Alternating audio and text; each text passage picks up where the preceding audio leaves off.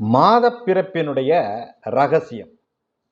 பொதுவாக ஒவ்வொரு மாதம் பிறக்கிறது. 12 மாதங்களிலே குறிப்பாக சித்திரை, ஆடி, தை. பொதுவாக சித்திரை மாதத்திலே சூரியன் உச்சம் பெறுகிறார். அதே மாதிரி உத்தராயணம் தட்சணாயனம் என்பது தை 1ஆம் தேதியிலிருந்தும் ஆடி 1ஆம் தேதியிலிருந்தும் அந்த சூரியனுடைய பாதை வடக்கு நோக்கி செல்லுகிறதா தெற்கு நோக்கி செல்லுகிறதா என்பதன் அடிப்படையிலே சித்திரை, ஆடி, இந்த தை மாத பிறப்புகளுக்கு முன்னும் பின்னும் 3 நாட்களுக்கு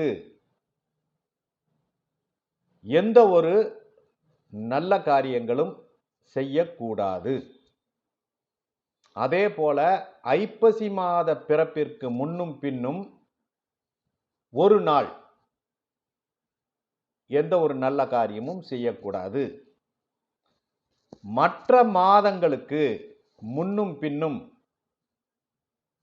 30 நாளிகைகள் எந்த நாள்ல நல்ல காரியமும் செய்யக்கூடாது என்பது ஐதீகம். இதை சந்தி என்று சொல்லுவார்கள். இப்போ காலையும் இரவும் சேரக்கூடிய நேரம் இருக்கிறது. இப்போ உதாரணமா இரவு ஆரம்பிக்குது அப்படின்னு சொன்னால் அந்த 6 மணிக்கு ஆரம்பிக்கும். காலை உதயமாகிறதும் 6 மணிக்கு.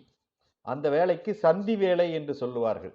அதுபோலயே இந்த மாத பிறப்புகளுக்கு இடைப்பட்ட நேரத்திலே அதை பொதுவாக சித்திரை, தை அந்த 3 நாட்களுக்கு வரக்கூடிய நாட்களை கரி நாட்கள் என்றே சொல்லுவார்கள்.